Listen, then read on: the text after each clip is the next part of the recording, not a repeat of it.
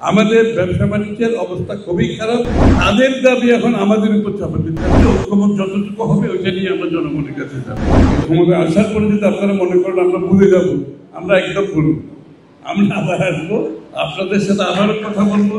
আপনাদের সমস্যা যেগুলো সমাধান হবে না সেগুলোর প্রশ্ন উত্তর দেব, সেগুলোর প্রশ্নের সম্মুখীন হতে চাই আমরা। এটাই হচ্ছে গণতন্ত্র।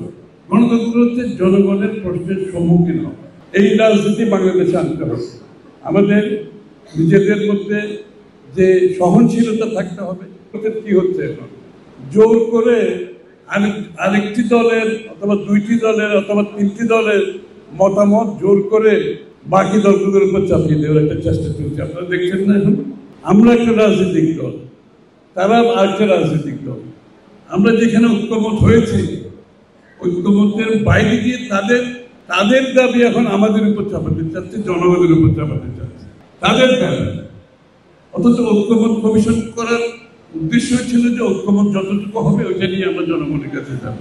ঐক্যমত হয়েছে, সই হয়েছে, এখন তার বাইরে গিয়ে তারা নতুন নতুন দাবি নিয়ে আসছে। তাদের দাবি মানতে হবে, না মানলে এটা হবে সেটা হবে। আবার তাদের সাথে যুক্ত হয়েছে আমাদের ওই কি বলে ঐক্যমতের কিছু লোকজন, তাদেরও আবার মতামত আছে। আপনি চিন্তা করেন, রাজনীতিবিদদের মতামতের পরিপ্রেক্ষিতে তারা তাদেরটা চাপাতে চাচ্ছে। আবার ঐক্যমত কমিশনেরও একটা মতামত আছে। ঐক্যমত কমিশনের তো মতামতের জন্য তাদেরকে সেখানে রাখা হয়নি, তাদেরকে রাখা হচ্ছে জাতীয় ঐক্যমত করার জন্য। এখন তাদেরও আবার একটা মতামত আছে, আবার ওইটা আপনাকে মানতে হবে।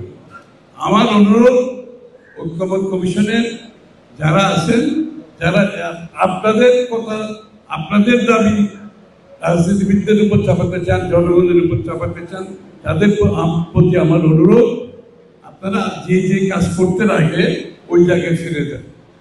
বাংলাদেশের মানুষকে তাদের সিদ্ধান্ত নিতে দিতে দেন। বাংলাদেশের মানুষ আগামী নির্বাচনে তাদের সিদ্ধান্ত দেবে। যেই সমস্ত দল তাদের দাবি দেওয়া মেটাতে চায়, তাদেরকে জনগণের কাছে যেতে হবে, তো জনগণের মতামত নিতে হবে, তো জনগণের ম্যান্ডেট নিতে হবে, তো তার মতামত আরেক দলের উপর চাপিয়ে দেওয়া চলবে না। আর ঐক্যমতের যারা তাদের মতামত বাংলাদেশের জনগণের উপর চাপিয়ে দিতে চায়, রাজনৈতিক দলের উপর চাপিয়ে দেয়, এই দায়িত্ব তাদেরকে কেউ দেয় নাই। আমি অনুরোধ করছি আপনার স্ব কাজে ফিরে যান।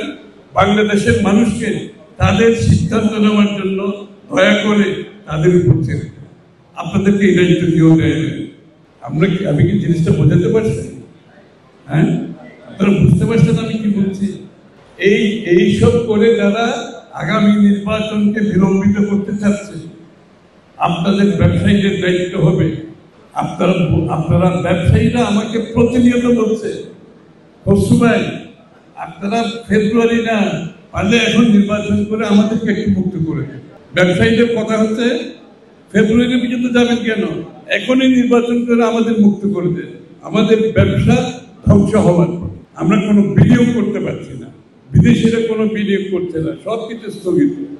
আমাদের ব্যবসা বাণিজ্যের অবস্থা খুবই খারাপ। দয়া করে নির্বাচন করে আমাদেরকে মুক্ত করে দেন।